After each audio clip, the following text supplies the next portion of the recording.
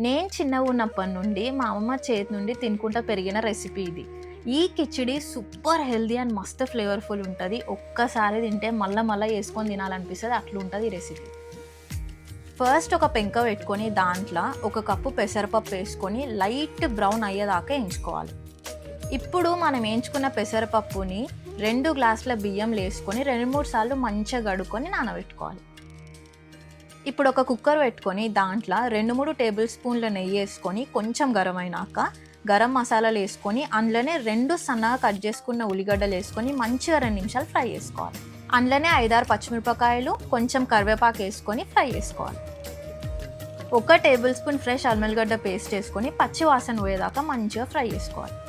ఇప్పుడు కొంచెం కొత్తిమీర, పుదీనా, కొన్ని బఠానీలు, కొన్ని బీన్స్ ముక్కలు, ఒక క్యారెట్, ఒక ఆలు వేసుకొని మంచిగా కలుపుకొని మూత పెట్టుకొని 5 నిమిషాలు ఉడకబెట్టుకోవాలి.